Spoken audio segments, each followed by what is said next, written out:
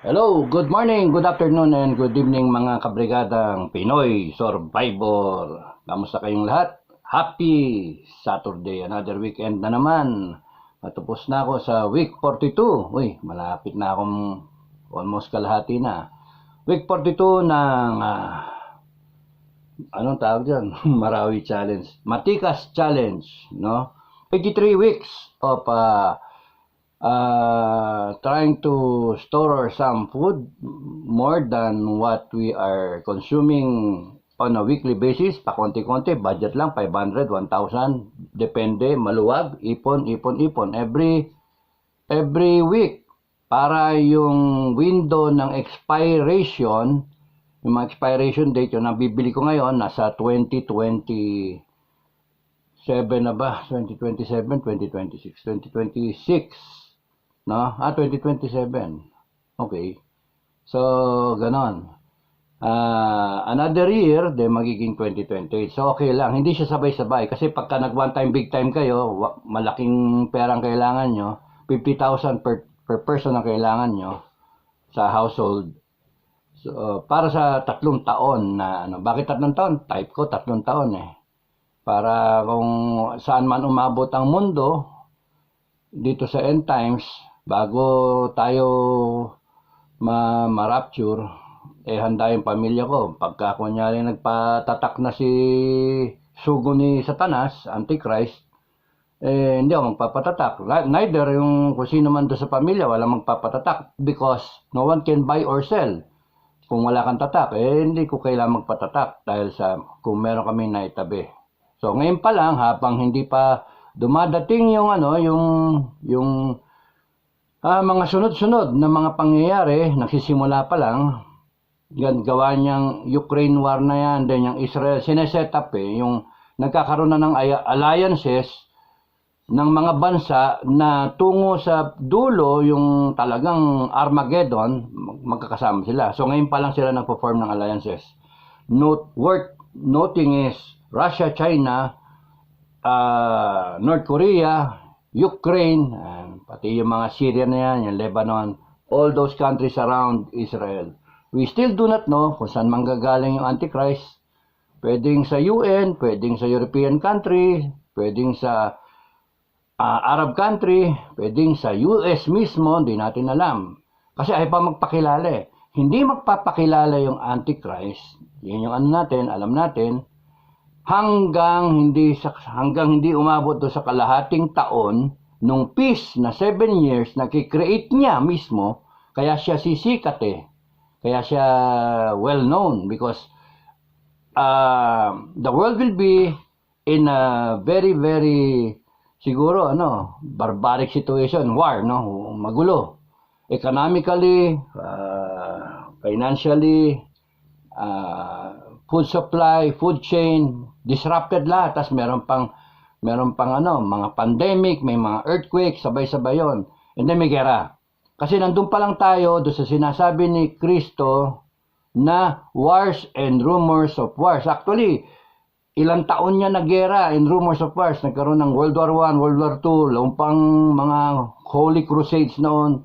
Remember, when he made that prediction, when he made that prophecy, in front of the apostles, he was at the Mount of Olives sa Jerusalem, overlooking Jerusalem, and then tinanong kasi siya yung mga apostles nakakainis kung magtanong, 3 pa yung tinanong kaya nga hindi ko malaman yung kung paano yung So when will it all end? When will be the end times? When will you come back, yung return? So yung tanong nakaka-confuse din yung pagsagot, pero sinagot nga ni Jesus Christ na lahat yan mawawala. Wala yung Jerusalem na yan. Mawawala. Walang maiwan. Nangyari yon.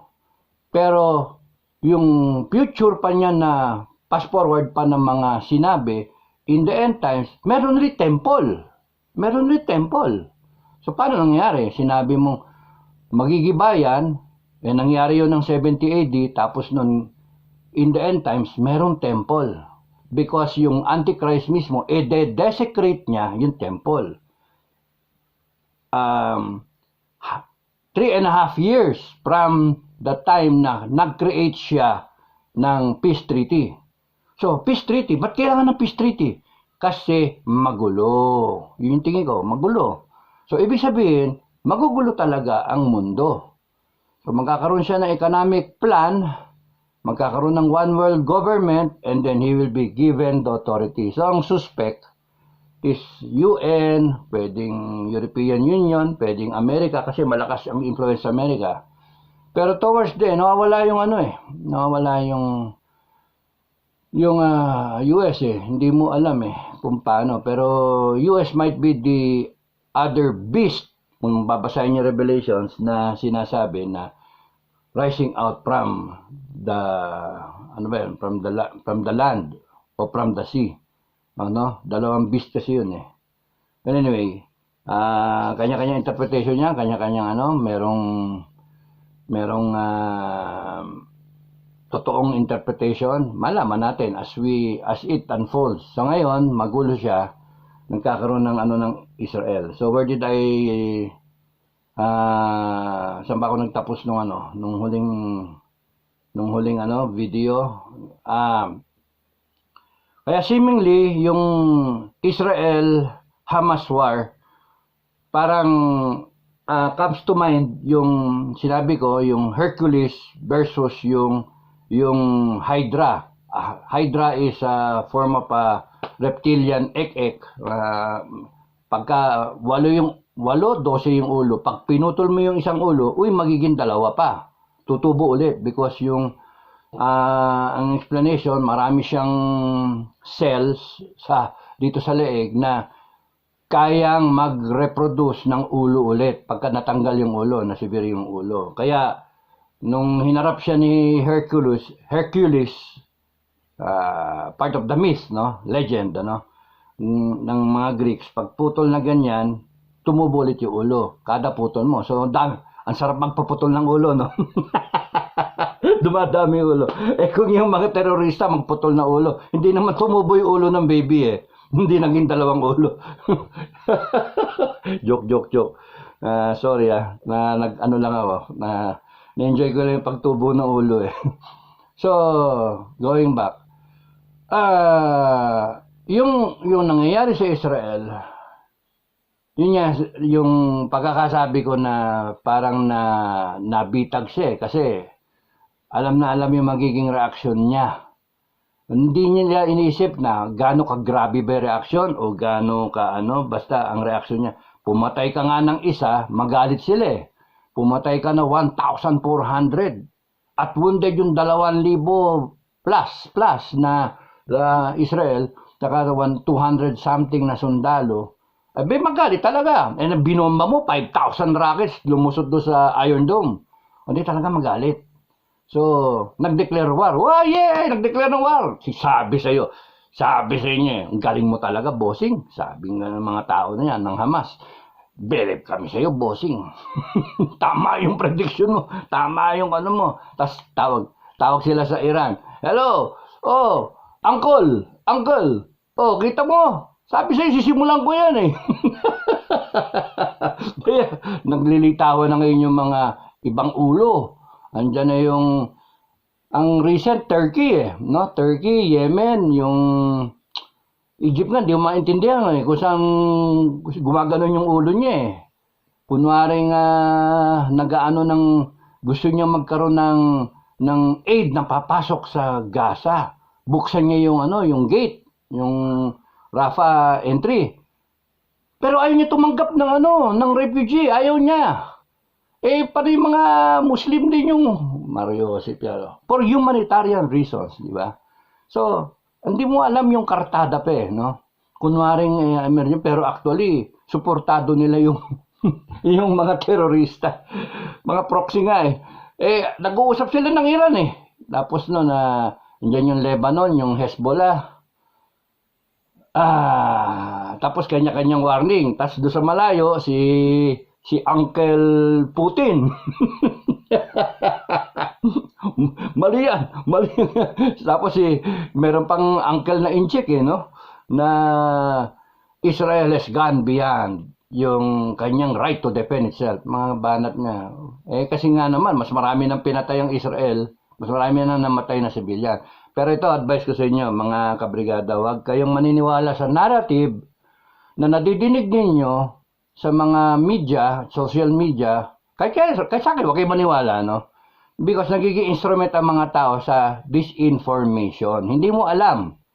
Pero mas maganda nga, doon kayo, you seek the right, marunong naman kayo sigurong tumingin ng tama at mali, di ba? Yun yung hanapin nyo. Yung i-discern ninyo. Sino ba talagang nagsasabi ng tama dito? Sino ba talaga dito yung walang ya? Sino ba dito talaga sinungaling? Sino dito yung kampo ng Satanas? Yung ganun ba? So that, seemingly, ang dating nakakaawa nga. Tapos ang gago pa ngayon Israel sa mata ng iba. Ang gago pa ngayon Israel. Pero babalik lagi kayo doon sa October 7 na ang nagsimula yung Hamas. Sila yung nagpupugot ng ulo, sila yung sumunog ng pamilya, sila yung nagpapatay in cold blood. Merong mga video na na-recover doon sa mga napatay na Hamas. Ang sinasabi ngayon narrative, inimbento lang daw ng IDF. Inimbento lang daw nila. Paano imbentuhin yun? O meron silang kitang-kita mo yung mga yung mga ginawa ng Hamas. So ngayon, nag-release ang Hamas ng 2 American prisoner. Okay. Again, do not believe the narrative. Do not be taken for a ride because ang sinasabi ng Hamas nung nirelease nila yung 2 Amerikano for humanitarian considerations o for humanitarian reasons. Kaya nila nirelease yung 2 Amerikano. Question, bakit 2 lang ang nirelease ninyo? Bakit Amerikano pa? Was it a random choice or was it a planned choice? Ba't 2 Amerikano? Ngayon, Amerika, ready na sibaking kayong lahat. Isang order lang ni Uncle Biden. Sibaking kayong lahat. Maswerte kayo, medyo ganun yung utak ng tao. medyo nawawala sa hulog yung utak ng tao pag salita. Kaya hindi mo alam kung ano sinasabi, no? Magsasabi siya, we've got your back sa Israel. Pero maya-maya, sasabihin niya rin na sinabihan ko yung Israel na ang priority yung mga civilian. Kaya nga, may mga tanong bakit 2 yung nirelease? 203 yung preso nila, yung nakuha nila. Different nationalities, mostly Israelites. Bakit American ang nirelease? If you mean well, you release Israel prisoners, di ba? Pero ba't Amerikano? Mag-ina pa. Ba't hindi yung bata-bata ang nirelease ninyo? Ba't hindi yung baby kung meron kayo kinuha o kaya mga 12-year-old? Yun ang nirelease nyo. Pero mag-ina may drama no? May drama. Patingin ko lang Ako tingin ko. May drama. Kaya hinay-hinay lang dun sa atin, mga kabrigada at mga sa nakakarinig, nanonood, hinay-hinay kayo to jump into conclusions. Because they could have been programmed kung ako. Meron kong 203, hindi ko pagsasamahin yan sa isang lugar. Iba-ibang lugar yan. Kung sa isang lugar yan, isang atake, sabog, patay. Naku, patay ang responsibilidad doon. 203, patay. Kaya pag hiwalayin ko, kaya nga may sinasabi ang Hamas na meron na namatay na 12 o 22 out of the 203. Hiwa-hiwalay, tinamaan daw ng airstrike. So, ang chances are, if you look at it, may buhay pa, ibig sabihin, bulk of the prisoners are really down there sa pinakamalalim na portion ng mga tunnel. Nandun sila, kunyari, 200 feet from the ground, o mga ganon, 9 stories below, 10 stories below. So, kahit may bunker buster na gamitin ng Israel, hindi aabutin. So, again, imperative pa rin to get intel, which is bulk, the main topic na gusto ko i-discuss. Tsaka ko na sasagutin yung ibang tanong, kasi baka mawala sa isipan ko tinetake up ko lang yung mga nangyayari pa. Nakapending yung atake ng Israel, sinasabi na Hinihintay lang nila na dumating si Biden, nag-usap sila, nagkaroon ng commitment, tuloy pa rin tayo. Pero, may pero na ganito, ganyan-ganyan, nagsalita sa buong mundo si Biden, nadinig ng Hamas yan, biglang pinakawalan dalawang preso, babae, mag-ina. Yung tanong ko was it a random choice o was it a planned choice? Pangalawa kong tanong, kung pinaghihiwalay yung mga prisoner, pwede ba kaya na itong dalawa na to, nakaprogram talaga na pinapakain kayo ng masasarap, pinapakain kayo ng maganda. You were treated nicely. So that, dadating tayo sa panahon when yung pinakalolo natin sa Iran, or kung sino man ang mag-orchestrate ng lahat ng to, kasi may hawak, meron talagang nag-ano dito, merong matalino na nag-iisip para sa mga bobo na Hamas. May nag-iisip na dadating tayo sa panahon na may baraha tayo. Ilabas yung dalawang Amerikano na yan. Ilabas yung dalawa na yan that we treated nicely. Kahit anong gawin mo, they were treated nicely. So that pagka yan, dinedbrief ng IDF o ng CIA o ng sino mang Amerikano, ng foreign department na mga media, ang lalabas sa bibig niyan is the truth. We were treated nicely. Tapos, so talo na naman ng Israel talo na naman ng IDF sa propaganda war. Na-weaponize itong mga preso, itong dalawang Amerikano, they might be weaponized into something na sasabihin nila sa buong mundo that will affect, sasabihin nila na sa buong mundo, we were treated nicely. Tapos ngayon yung buong mundo ang reaksyon, thank you sa Hamas at meron ng dalawa. Kita niyo nangyayari? Dalawang preso na Amerikano nirelease. Amerikano na siyang may diskarte nitong lahat na to. Kasi kung wala yung Amerikano, hindi sisigi-sigi yung Israel. Hindi niya kaya na mag-open up in any time yung mga front na yan. Nandun yung dalawang aircraft carrier, nandun yung sandaang fighter jets, meron pang dinagdag na 10 na tank buster, yung A-10, which I like, yung pinaka-favorite ko na na fire support, yung A-10.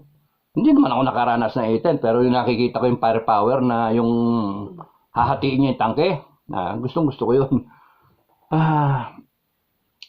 Kompleto, nakahanda yung Amerika, and then nagte-threaten siya na, huwag kayong sasali. Pero, nakikita rin ng kalaban na nagpo-form na alliance ng mga Muslims. Hindi lahat. May mga peace-loving Muslims.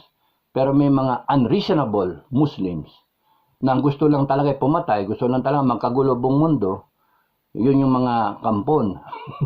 Kampon ng kadiliman. Meron din mga Kristiyanong kampon ng kadiliman. Nakala mo Kristiyano, yung pala fake news na Kristiyano. So, pumapasok tayo na magkagulo kasi may nag-orchestrate. Okay, sino? Yun yung So, ang danger dito is that lalabas dyan, pagka pinutakti sila ng media, yung dalawang nirelease na preso, are you okay? We're fine. We're okay. Thanks to the terrorists, we were treated nicely.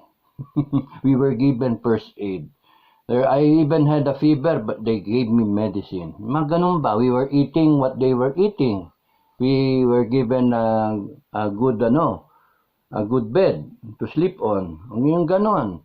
Because yun yung totoong nangyayari. Because planado na dadating sa punto na pwedeng gamitin. Anong effect? Amerika, nagkakaroon ngayon ng hope. Buong mundo, nagkakaroon ngayon ng hope. Arab countries, mag-iisip, lahat ang talo Israel. Tigil na muna yung putukan. Because ang isang lumalabas sa magiging narrative ng Hamas, mamamatay lahat yan pag di nyo tinigil yung putukan, yung pagbomba sa amin. Ayan, nag-release kami ng dalawa as a sign for humanitarian reasons. Hindi nila sinasabi, napag-isip-isip namin mamamatay kami dito pagka binomba mo ng binomba. Wala kayong pakialam sa buhay ng mga tarantado doon, mga taon to. Wala kayong pakialam sa Palestina, wala kayong pakialam. Yung mga pinatay nga namin doon, 1,400, wala kayong pakialam Binanatan namin na binanatan, iba pinugutan namin na ulo, iba sa kama natutulog, binaril yung ulo, patay. Nandun yung splatter yung dugo sa unan. Walang kalaban-laban. Mga bahay, ayaw ninyong buksan yung pinto. Sige, sunugin yung buong bahay. Ayun, tupok. Sa kotse. Nilagay nila yung bangkay doon sa kotse. Mataas silang barilin ng barilin. Lagay sa kotse. Silyaban yung kotse. For humanitarian reasons. Pakawalan namin yung dalawa. Putang, sorry excuse me. PI ng mga yan. Tapos maniniwala tayo. Yun yung sinasabi ng ni Secretary of State, no? Na Anthony Blinken na huwag kayong maniniwala basta-basta. Isa lang yan, you give up all the prisoners unconditionally. Walang kondisyon. Kasi pagka nakialam yung international community at nakialam yung mga politiko, wala. Ano sasabihin nila? Israel, wag muna kayong lumusob. Wag muna kayong lumusob. The mere fact that Hamas wants the bombing to stop, it shows that they are hurting. It shows that marunong di palang matakot itong mga gagawin to, matakot silang mamatay. Akala ko ba you will fight to the finish? Akala ko ba you're ready to fight? So bring it on. Now, ang dapat gawin ng IDF at International Committee, labas yun na lahat ng bihag. Labas yun na. Hindi yung dalawa-dalawa. Ano gagawin ninyo? Dalawa-dalawa kada linggo? Ilang linggo yan? 100 weeks o di 3 buwan. Baka pautik-utik pa yung release. Okay, so yun yung hinahinay because it might have been planned this way so that the prisoners themselves would say, hindi lang silang dalawa, baka yung susunod na re-release, ganun din. Ganon. Kasi nakasell hindi nila nakikita probably iba. Kasi sa tingin ko, logically, tayo man, kayo ba pagsasamahin yung bilanggo sa 203 ninyo sa isang tunnel na maliit na kwarto na inuupakan? Yun nga yung chip mo. Sa ngayon, ang pinakamahalaga sa Hamas ay yung mga preso kasi bargaining chip nila. Itanggal mo. Kung hindi, pakikita mo sa TV, hinihiwa mo yung isa. Sige, tigil nyo. Kung hindi, pagka hindi nyo tinigil yan, bukas, yung putukan na yan, hihiwain ko ulit yung leeg ng isa. Bata pa ang gagawin ko. Yung ganun ba? Terroristic na So, titigil yung putukan. Or, sige, patayin mo na lahat yun. Wala kayo, basta mamamatay kayo. Ubusin namin kayo. That's the last terrorism act that you will commit. Ganun ang utak na Israel na hindi naintindihan ng karamihan. I'm trying to understand them not on a spiritual plane but on a, gaya sabi ko, on a humanity point of view. Gago yung Hamas At kung sino man ang nag-i-sponsor ng terrorism na ang utak ay ubusin ang mga Hudyo at burahin ang Israel sa mapa. Malinaw na malinaw kung saan dapat kayo lumagay. Pro-terrorism o pro-Israel. Hindi ito pro-Palestine o pro-Israel. No. Because the Palestinians are not terrorists. They're not Hamas. Diba? Yung iba sa kanila is supporting Hamas. Ngayon tanong, may magsasabi, sino nagsabi nun? At least masagot ko. Sabi ni Alberto Bello, "Hi sir, have a blessed day to all Cab Brigada." Ay, mali ito. Sa ilalim to Doon sa top. Sorry sa top ako. Sabi ni Ali Ben Raha Canyeso, "Uy! Bro, Bong, kamusta na? Nice to see you, Iking, and your vlog." Thank you Bong. Kamusta mo sa buong pamilya? Idol talaga yung dad mo Anak ni General Canyeso to Si Bong, Ali Ben Raha Canyeso. Kasabay ko natutulog, pares kami mihilik, pares mabaho paan namin. pares kaming loko-loko. Pero okay kami. Minsan nga banting tayo, no? Nga pa rin kayong Bagyo. Okay lang, Bong, Tsaka yung yung dalawa. Hindi ko na sabihin yung pangalan. Security purpose. Okay? So, si Bong, kaya nitong i-handle yung sarili niya eh. Tapang pa sa akin to eh. Yung convoy nga eh, hinahamon ito eh. Hinahamon yung mga naka-armalite na ginit-git daw siya. Eh kasi nakaganyan kami, dalawa sasakyan na ganyan. Eh nagdidistansya kami. Tatlo pala ang sasakyan niya. Tapos nun sumingit yung isa. Papanik lahat sa homecoming. Papanik yung daddy niya, Manning General na Army. May tatlo kami sasakyan. Dalawa lang. Yung dad niya ako, tapos nun sa kabila si Bong at saka yung mga security, no? So, may sumingit ginit-git sila muntik na silang mabangga Pati habol. Sabi ko, wag na namin patulan kasi security yata ng isa ring general Baka tayo magbabakbakan kaya tapang tapang si Bong kasi kasama ako. Okay lang. Thank you, Bong Thank you. Ingat ka. Watch your blood pressure, no? Ang nagsasalita, mas na-atake na ako kaysa sa'yo. Thank you, Ali Ben Raha Canyeso, Bong. My good friend. Thank you, Nilo Pascua. Baka mas maganda ang salitang hindi na-anticipate ang repercussions na ginawa ng Hamas.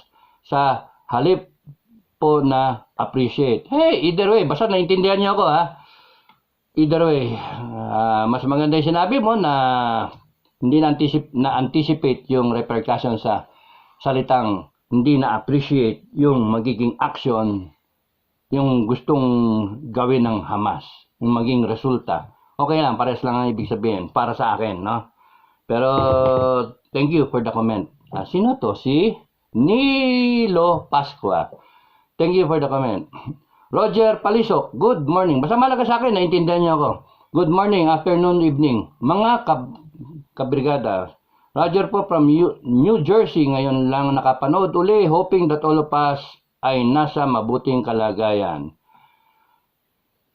Bautista Wasit. Okay. Sino ba sir ang di maantig sa sigaw at iyak ng isang lugar na humihingi ng kalayaan? Na ilang daang taon nating naranasan. Hanggang ngayon pati, kontrolado pa rin tayo ng puti, natatalo, diskarte ng Amerika. Guys, yung pagiging maka-Amerikano natin, yung pagiging nandyan yung Amerikano, pwede tayo magtalo, pero in the end, it is a choice. Naglagay tayo ng mga pinuno na ang tingin nila mas malaking kapaboran kung nandyan yung Amerikano kasi hindi natin kaya yung China. It's a choice.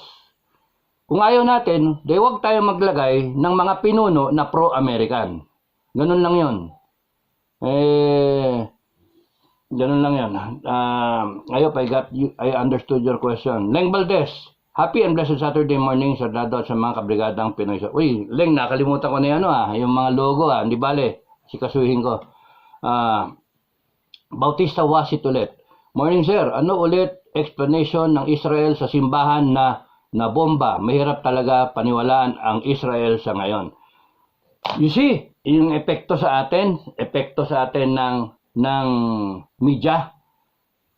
Ang Israel, ang sinasabi, wala ako sweldo sa Israel Hindi ako kampi sa Israel, hindi ako kampi sa sa katotohanan ako yun ang gusto kong Ang Israel, nilusob sila.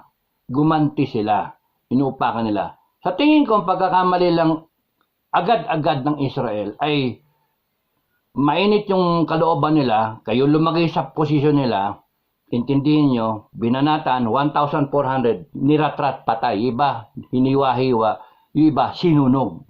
1,400. 200 sa sundalo. Sa amin, mamatay lang isang sundalo, galit na galit kami. 200 pa in one sitting. galit na galit kami. So, ganun ang nangyari. At saka, dekada na yan na terrorist na kalaban ang Hamas. Terorista nga ang classification. So, gumante. Bumomba sila. Ang binomba nila, hindi kagaya ng Hamas na nang bobomba, hindi precision guided yung mga missile nila. Homemade yung kanila. So, nung bumomba yung Hamas ng 5,000, to whom it may concern, shotgun missile yung kanila. To whom it may concern. Tamaan ka, malas mo. Pag hindi nasalo ng Iron Dome, malas mo. Thank you. Pero yung sa 5,000 na yung pumasok, nasalo yung 90%. Yung 10%, which is about 500, hindi nakapasok yung iba. Kaya merong parte nung sa Israel na talagang nasunog. Iba sa parking lot tumama, iba sa bahay. Meron nagsasabi pa nga, pinakita, butas yung wall ng bahay, pero hindi kalakas yung ordnance ng missile ng Hamas. Homemade eh. Hindi kagaya ng Israel, yung kanila pagka tumama, butas talaga. Ngayon, ang sabi ng IDF, ang tinatarget nila ay kung saan nagpapaputok ang mga Hamas. So yung ini-strike ng Israel, ng IDF ay mga command center, mga missile site, etc. etc. Basta military targets. Ang problema, ang Hamas doon nagfa-fire sa ibabaw ng mga building ng residential o sa ilalim o kaya sa mga hospital o kaya sa may simbahan. In this case, sa gilid siya ng simbahan nagfire. Pumutok, sumabog, yung lakas na yanig, giba yung simbahan. Yung wall, sabi ng IDF. Pero the target was not the church. Ang target, sino? Hamas. Ngayon may sinasabi silang patay, maraming namatay, etc. Sang-ayon dun sa Gaza na nandoon. It has to be verified because we do not have to believe everything that comes from Hamas. Because mga loko-loko nga. Case in point, yung hospital. Doon sa likod ng hospital nagpaputok. Hindi pa nga, kumbaga sa it will take time para matrace ng Israel, ng IDF, kung saan galing yung volume ng rockets nang galing sa likod, which is sementeryo, galing sa likod, at iba naharang. Yung isa, misfire, bumagsak. Tapos nag-claim kagad sila, Israel ang nagpasabog. Kaya nga, sinungaling mga Kaya, ang punto, between Israel, para sa akin, between Israel and Hamas, maniwala ako sa Israel, hindi sa Hamas. Ba't ako maniniwala sa mga hinayupak na na markang demonyo? Hindi ako maniniwala dyan. Ngayon, pwedeng pagsabihan yung IDF. Teka muna. May namamatay ng mga sibilyan eh. Okay, topic ko ngayon. An unexpected ally ng Israel. Kita mo naman sino yung mga lumilitaw na allies ng Israel. Amerikano, British, German, no? Mga democratic governments, ally ng Israel. Nakikita mo ngayon nagpo-form na Hydra na parang Marvel, no? Kalaban nila sino to? Nila Iron Man. May Iron Dome eh. Kalaban nila Iron Man tsaka nila Captain America. So si Israel, si Iron Man, si America, si Captain America. Ang kalaban nila Hydra. Dumadami tsaka hindi mo kilala. So eto na ngayon, nagkakaroon ng alliances or meron na dating alliances pero hindi mo lang mabasa. Right now, yung Turkey nagpadala ng mga barko nila sa Mediterranean at magko-conduct sila ng live fire drills, military exercise. Na kung tamaan mo yung carrier group, sorry, ang tatapang ang lakas-lakas ang loob. Kaya ang Amerika, sige lang, tumabi lang. So, ang sa akin, gusto ko na nga maglitawan ng baraha. Now, yung gusto kong sabihin, ang Hamas, 30,000. Palestinian sila, pero It doesn't mean lahat ng Palestinians, Hamas. Ilan yun nasa Gaza? 2.3 million. 2.3 million dinisplaced. Yung 1 million, out of that 1 million, yung pinagsabihan na 1.1, about 800,000 nag-attempt na mag-evacuate. Sure ako na yung 800,000 hindi makahamas. Makapamilya yon. Gusto nilang mag-survive, no? Pero hinarang ng Hamas. Okay. Ang sa akin, wala bang natitirang matapang diyan sa mga Palestinian sa Gaza Strip na tatayo para sa Palestine, para sa mga kababayan ninyo? Wala ba diyang general na retired? Wala ba diyang colonel, captain, major, sergeant, o dating mga sundalo, o dating mga pulis na may alam? Wala pa talaga diyang natural na leader na tatayo and then form your own underground resistance? Palestinian underground movement o Palestinians against Hamas o mga ganun ba? Palestinians against terrorism Kumbaga sa kung hindi ka kung galit ka sa Israel, ang advice ko, pick up an AK-47 and then you defend Hamas. Pero kung kayo ay makatao, pro-humanity kayo, pro-civilization, pro-life, you pick up a gun and kill Hamas from inside. Termite brigade. Mag-form kayo ng sarili ninyo, magsimula kayo ng 7 lang kayo o 10 lang kayo. You decide, mamamatay na rin lang tayo. Tarantado itong mga Hamas na to. Let's free ourselves. Why don't you organize yourselves? Palestinians, you organize yourselves. You start being shoved around, or you being spoon-fed, or being coerced by Hamas. You stand up for yourselves, and then you fight them. You kill them all. Kayo nandyan, alam nyo eh. O kaya kunwari, magpapasok kayo, sige, sama ka sa Hamas, depend kunwari ng Hamas, pero alamin natin, nasaan na yung mga headquarters, yung mga ano nila, yung mga bunker ng mga commander, nasaan na yung mga preso, yung prisoner nila, alamin, and then let's feed it to IDF. IDF, anong pwede niyong gawin?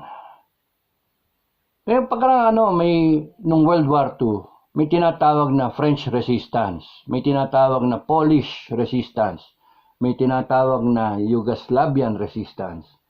Meron pang iba-iba. Dito sa Pilipinas, may tinawag na Filipino resistance, mga guerrilla. When a country is being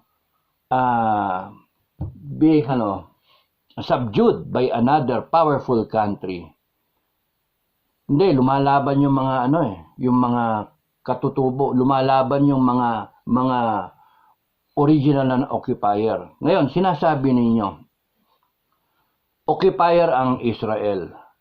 Pero tignan ninyo, pinabayaan kayo ng Israel simula noong 2005, 2006, iniwanan kayo, bahala kayo dyan. Hamas ang may patakbo niyan eh.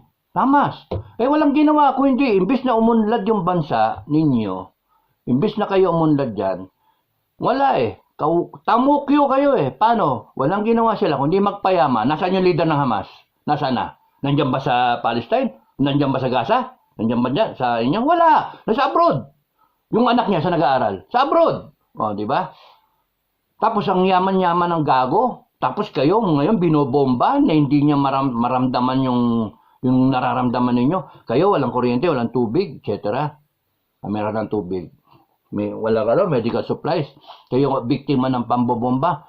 I-trace ninyo yung mga nangyayari and then try to discern what is right and wrong. Kasalanan ng Hamas to, kasalanan to ng mga lukulukong, mga radikal na mga kababayan din ninyo. So why don't you take up arms? Kahit ice pick lang, kahit kitchen knife lang. You find a leader from among yourselves. You find, let that fire of nationalism breed in you, yung shine inside you, and then makahawa kayo. 2.3 million. Kahit nga 10,000 lang ang maging number ninyo. 1% lang ng population. Yung French resistance, 2% ng population ng France. Pero kayo, kung 1% na lang kamo, 1% ng 2 million is 20,000. 30 milyong Hamas. Tapos meron pang IDF, meron pang Amerikano. Why don't you stand up and then sabihin ninyo na enough is enough. We will not be pushed around. We will not be used by these terrorist people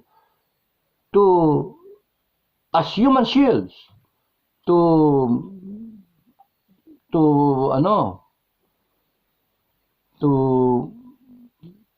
wala yung salita ko. Tagalogin ko. Para magawa nila yung gusto nilang gawin. Ma-attain nila yung objective nila. Diba?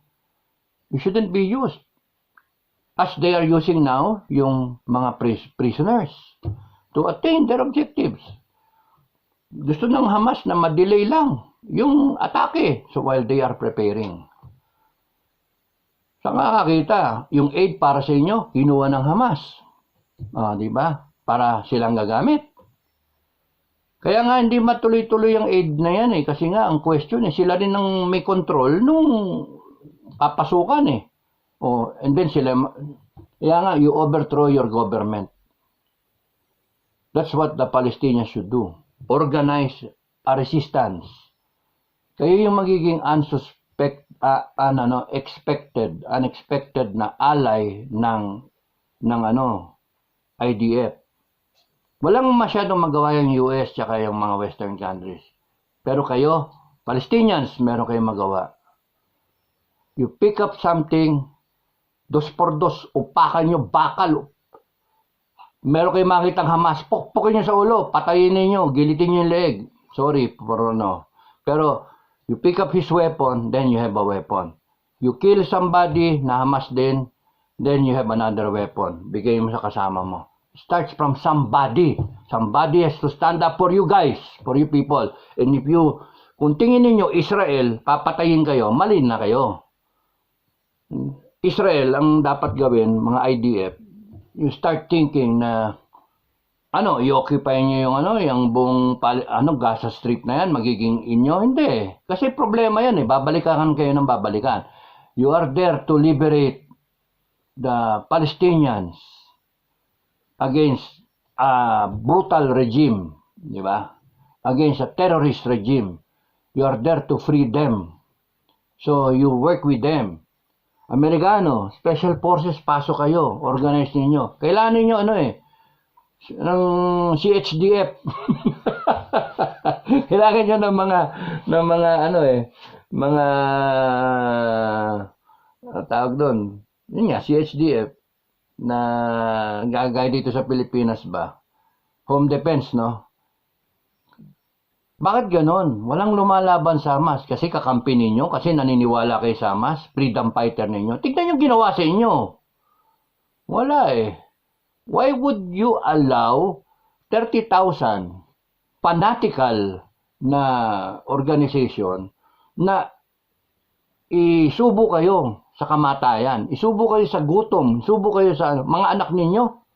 Sa akin niya, kung nandyan ako, I would stand up and then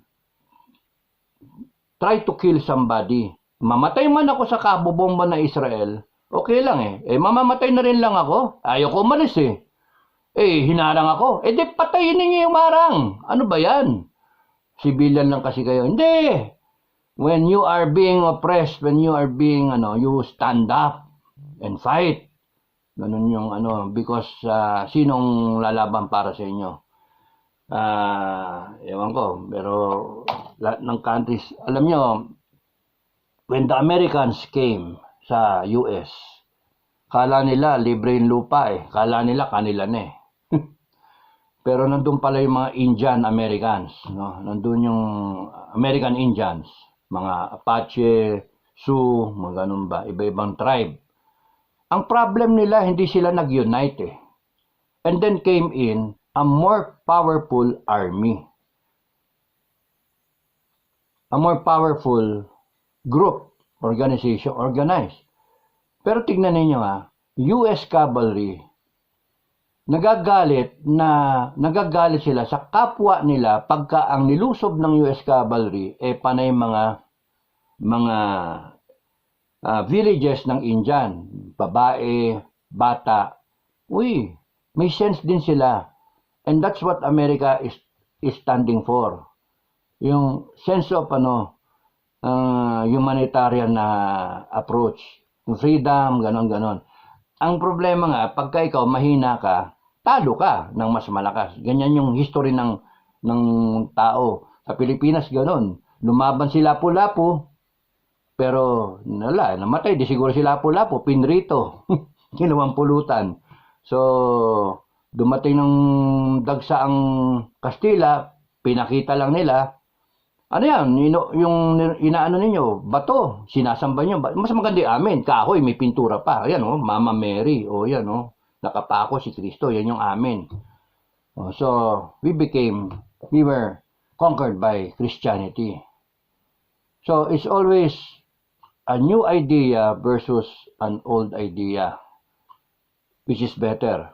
A new group and an old group who is stronger.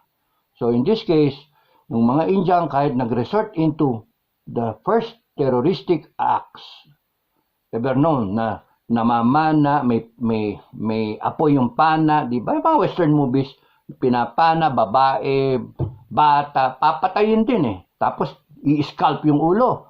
Ano pinagkaiba na sa inihiwa ka, binebehead ka? Yun yung practice ngayon. Yung Indian ginagawa na, babalatan pa yung ulo mo Di ba? At gagawin niyang trophy. Pero the Americans were able to bring them into reservations, sarili nilang lupa, and they survived through the years. And then yung warring kultura nila na palaban, naubos yung warrior nila wala nang lalaban. So akin, tingin ko, yung Israel, kung ang tingin ninyo is there to conquer you, then you stand up, kampiyan nyo Hamas, and then lumabang kayo. Pero kung hindi, ang tingin nyo, ang Hamas, ang gago, tumayo kayo, ipagtanggol ninyo, sarili ninyo, lumabang kayo, at tumulong kayo sa IDF. Give them information, intel information. IDF, US, you bring in a team there and organize the resistance. Because this war will be better off kung kunyaring merong Palestinian resistance do sa loob who will provide the information and conduct ambuscades, harassment, raids, ambuscades, liquidations, hit squads, hit and run tactics sa Hamas, against Hamas. And then, you're being supplied with weapons and whatever, food, etc. Idadrop lang. You secure an area where you can make a base out of it, drop zone or whatever, o kaya from the sea, and then special ops, special operation, pasok yung Israel, instead of committing 300,000 na reservists, na dati ring mga civilian, magpapatayan na yung Hamas, na gagamitin kayong Palestinians na human shield, pati yung mga preso nila, magpatayan din. In the end, patay kayo, patay itong mga IDF, why don't you start killing people, start killing Hamas? You take a stand, there is no gray area, black or white. Now, kung tingin nyo, black ang Hamas, then white ang ang Israel, IDF at saka yung mga Amerikano. Puti naman talaga Amerikano, di ba? Hindi naman itim. May negro. joke. So, you start killing the terrorists. So, IDF should find an ally inside a Palestinian resistance against the Hamas terrorist group. It can start from 5 people, 10 people. Enough is enough. Tumayo tayo. There are 2.3 million of us. Kahit 10,000 lang tayo, that's a good number. 5,000 lang tayo, that's a good number. 1,000 lang tayo, that's a good number. That can hurt a lot. Kung hit and run kayo and then you are assisted by US Special Forces or the IDF Special Forces or combined. Now ito nagkamali yung US na post ng Washington na wine-welcome ni Biden yung Special Forces, yung mga Delta Force ng US. Nandiyan na pala sa Israel. Nakita yung mga mukha. Bobo, no? Bobo, mga incompetent talaga eh. So, kung nandiyan na rin lang, doon ang gamit. You organize them.